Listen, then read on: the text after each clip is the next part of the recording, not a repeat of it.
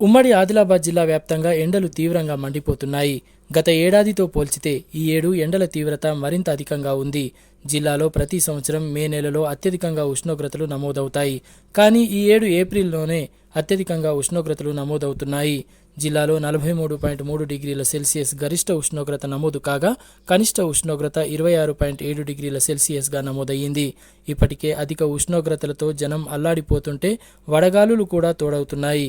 ఇప్పటికే జిల్లాకు orange alert ప్రకటించింది వాతావరణ శాఖ. ఉష్ణోగ్రత 46 డిగ్రీల సెల్సియస్ దాటే అవకాశం కూడా ఉందని చెబుతున్నారు. ఇప్పుడే ఎండల తీవ్రత ఇంతలా ఉంటే ఇక మే నెలలో పరిస్థితి ఎలా ఉంటుందోనని జిల్లా ప్రజలు ఆందోళన చెందుతున్నారు. ఎండలు మండిపోతున్నాయి. ఈ ఆదిలాబాద్ మట్టుకైతే నేను నిన్న నిర్మల్ వచ్చాను, ఇంత లేదు.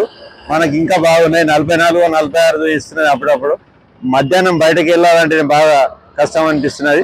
ఈ ఎండలు ఉపశమనం కలగాలంటే బాగా ఎన్ని రోజులు అవుతుందో ఏమో కానీ ఇదంతా వాతావరణమే చేంజ్ అయిపోయింది. ఇంకా వారం రోజులు ఇట్లా ఉంటుంది అంటారు.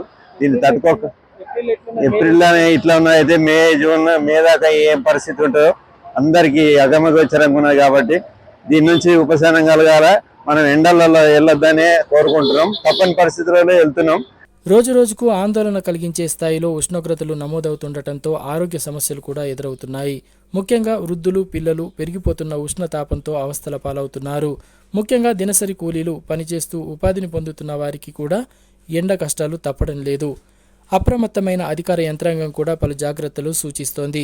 ఒక్కోసారి అపస్మారక స్థితిలోకి కూడా వెళ్లే అవకాశం ఉన్నందున తగిన జాగ్రత్తలు తీసుకోవాలని వైద్యులు సూచిస్తున్నారు. ముఖ్యంగా వడదెబ్బ లక్షణాలు తల తిరగడం కానీ, అలసటగా ఉండడం కానీ, వాంతులు రావడము, కొందరికి విరోచనాలు రావడము, మరియు చెమటలు రాకపోవడం ఆర్ అధిక చెమట రావడము, జ్వరము సడన్గా జ్వరం హై లెవెల్లో వెళ్ళిపోవడం, ఇలాంటి సిమ్టమ్స్ ఉంటాయి. కొన్నిసార్లు సీరియస్ కండిషన్లలో అప్పుడు స్పృహ కోల్పోవడం లాంటివి కూడా ఉండొచ్చు. సో అలాంటప్పుడు స్పృహ కోల్పోయినప్పుడు వెంటనే దగ్గరున్న హాస్పిటల్లో సంప్రదిస్తే చాలా బాగుంటుంది. తరచుగా నీళ్లు కానీ, కొబ్బరి నీళ్లు కానీ, ఓఆర్ఎస్ నీళ్లు కానీ, నిమ్మకాయ ఉప్పు కలిపిన నీళ్లు కానీ తీసుకుంటూ ఉండాలి. ఈ సమ్మర్లో తాటి ముంజలు తీసుకోవడం వల్ల దాంట్లో సోడియం మరియు పొటాషియము, మెగ్నీషియం లవణాలు కొద్దిగా ఎక్కువ కంటెంట్లో ఉంటాయి. దీన్ని తీసుకోవడం వల్ల ఏంటంటే బాడీకి హైడ్రేషన్ లభిస్తూ ఉంటుంది. సో దీన్ని తీసుకోవడం వల్ల కూడా మనకు దాంతో సన్ స్ట్రోక్ తగలకుండా ఉండొచ్చు.